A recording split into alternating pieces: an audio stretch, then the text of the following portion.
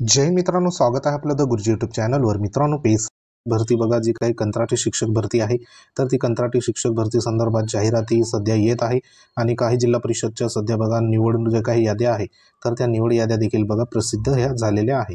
तर त्याच्यामध्ये जवळपास ज्या काही नियुक्त्या आहे तर त्या कंत्राटी असणार आहे आणि एकूण जे काही 20,000 पर्यंत जे मानधन ठेवण्यात आलं आहे तर ते त्या ठिकाणी असणार आहे। मग ह्याच्यामध्ये प्राधान्य जो क्रमांक या ठिकाणी देण्यात आला आहे तो म्हणजे सेवानिवृत्त शिक्षकांना आधी प्राधान्य देण्यात आलं आहे। आधी सेवानिवृत्त शिक्षक जे आहे तर त्यांना त्या यादीमध्ये बघा निवड होणार आहे। त्यानंतर जे काही टेट जे शिफारस झालेली उमेदवार आहे त्या जिल्ह्यातील टेट परीक्षा दिलेली, तर त्या उमेदवारामधून पुढील जे काही उमेदवार आहे तर ते निवड होणार आहे। तर त्या अनुषंगाने महत्त्वाचं जे काही ज्या ग्रामपंचायत आहे तर त्या ग्रामपंचायतीने सध्या बघा निवेदन दिले आहे का जे सध्या शाळा व्यवस्थापन समिती असतात प्रत्येक ग्रामपंचायतमध्ये, तर त्याच्या अनुषंगाने जे रिटायर शिक्षक आहे म्हणजे जे सेवानिवृत्त शिक्षक आहे तर त्या सेवानिवृत्त शिक्षकांना संबंधित ज्या काही झेडपीच्या शाळा असेल तेथे झेडपीच्या शाळेमध्ये नियुक्ती न देता कायम जे शिक्षक असेल तर त्यांना नियुक्ती द्या, अशा संदर्भात विविध जे काही जिल्हा परिषदचे जे पत्र आहे तर ते देखील इश्यू होताना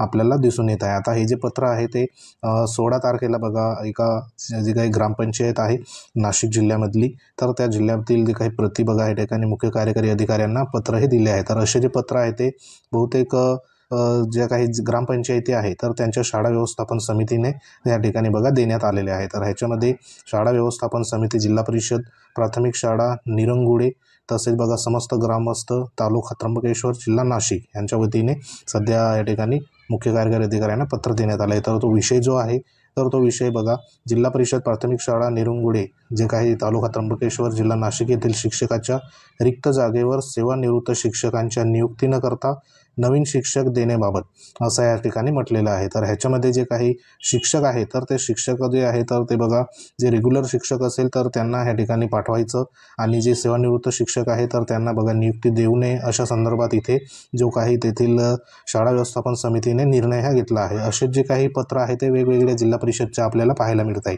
तसंच बघा जे एक महत्त्वाचं या ठिकाणी जे काही संसद सदस्य आहे बळवंत साहेब वानखेडे, तर त्यांनी देखील आजच्या दिवसाला या ठिकाणी बघा पत्र एक इश्यू केलं आहे। त्यांनी निवेदन दिलं आहे प्रति जे माननीय मुख्यमंत्री महोदयांना।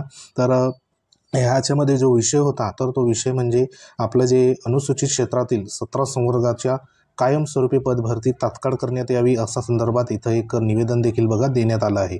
तर आपल्याला माहिती आहे की हे जे 17 संवर्ग आहे ह्या संदर्भात नाशिक या ठिकाणी 1 ऑगस्टपासून सध्या जे काही उपोषण त्या ठिकाणी सुरू आहे, तर त्या उपोषणामध्ये जे काही मागणी आहे तर ती मागणी जोपर्यंत पूर्ण नाही होत तोपर्यंत बघा सध्या जे बेमुदत उपोषण आहे तर त्या ठिकाणी सुरूच राहणार आहे। तर त्याच्यामध्ये ज्या सध्या 17 संवर्गाच्या जे कोर्ट केस आहे की पेसा क्षेत्रासंदर्भात, तर पेसा जी काही कोर्ट केस आहे तर त्याच्यावरती कोर्टाचा जो काही निकाल असेल त्याला अधीन राहून सध्या नियुक्त्या मिळायला पाहिजे, अशा संदर्भात त्या ठिकाणी मागणी केली होती।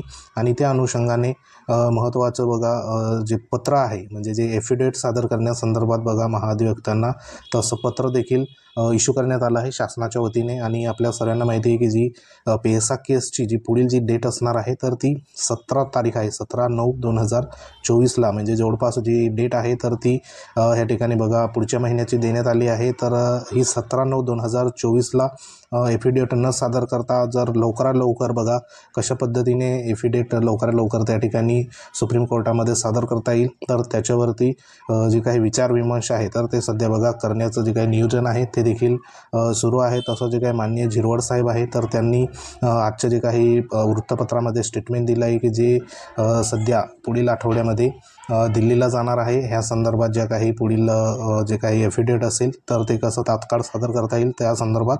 तर सध्या तरी पेसा भरती संदर्भात ज्या काही वेगवेगळ्या स्तरावर वेगवेगळे लोकप्रतिनिधी सध्या बघा काम करताना आपल्याला दिसून येत आहे। तर आपली सध्या एकच या ठिकाणी अपेक्षा आहे की जे अनुसूचित क्षेत्रातील 17 संवर्गाची ज्या भरती आहे तर ती रखडलेली भरती बघा लवकरात लवकर सुरू करावा, त्याच्यावरती लवकरात लवकर जे काही मार्ग आहे तर तो मोकळा करावा, जेणेकरून जे उमेदवार सध्या आंदोलनाच्या ठिकाणी त्या ठिकाणी बसलेले आहे नाशिकच्या या ठिकाणी, तर त्यांना योग्य तो जो काही न्याय असेल तर तो मिळावा, जेणेकरून संपूर्ण जे काही 13 जिल्ह्यातील पेसा क्षेत्रातील जे 13 जिल्हे येतात तर तेथील जे सध्या 17 संवर्गामध्ये ज्यांच्या नियुक्त्या किंवा ज्या भरत्या अडकलेल्या आहे तर त्याच्यावरती बघा लवकरात लवकर जो काही मार्ग असेल तर तो तात्काळ त्या ठिकाणी निघावा ही एक अपेक्षा आपण ह्या ठिकाणी करू शकतो. तर सध्या तरी जे लोकप्रतिनिधी सध्या पेसा भरती संदर्भात असे वेगवेगळे जे काही निवेदने आहे तर ते निवेदने सध्या बघा देताना दिसून येत आहे. तसंच जे काही पुढील आपल्याला 12,500ची जी भरती आहे आदिवासी समाजासंदर्भात 12,500 जी भरती आहे तर त्या संदर्भात देखील बघा लवकरात लवकर आपल्याला नोटिफिकेशन पाहायला मिळू शकतं. तर त्यासाठी देखील तुम्ही तयारीत राहा, जेणेकरून पुढील जे काही भरती असणार आहे तर त्याच्यामध्ये जेवढे आदिवासी सुशिक्षित बेरोजगार उमेदवारांना त्या ठिकाणी बघा चान्स हा मिळू शकतो. तर सध्या तरी अशाच ह्या 1 ते 2 अपडेट होत्या. जशा अपडेट येईल एफिडेट संदर्भात पेसा केस संदर्भात तशी तुमच्यापर्यंत पोहोचवण्यात येईल. तर सध्या तरी ही एक महत्त्वाच्या लेटेस्ट अपडेट होत्या 2 अपडेट. तर बघू नेमकं पुढे पेसा केस संदर्भात नेमकं एफिडेटचं काम कशा पद्धतीने पुढे होतं तर ते देखील बघणं आपल्याला हे करायला पडेल. तर सध्या तरी अशा 2 अपडेट होत्या. अपडेट जर आवडले असेल तर व्हिडिओला लाईक करा. तुम्ही जर आपल्या चॅनलवर नवीन असाल तर चॅनलला सबस्क्राईब करा, जेणेकरून तुम्हाला अशाच प्रकारच्या महत्त्वाच्या लेटेस्ट अपडेट तुमच्यापर्यंत पोहोचवण्यात येईल. तर आपलं टेलिग्राम चॅनल देखील आहे, तेथे देखील जॉईन होऊ शकता. लिंक व्हिडिओच्या डिस्क्रिप्शनमध्ये देण्यात आली आहे. तर भेटू आपण एखाद्या महत्त्वाच्या इन्फॉर्मेशनमध्ये. तोपर्यंत जय हिंद, वंदे मातरम.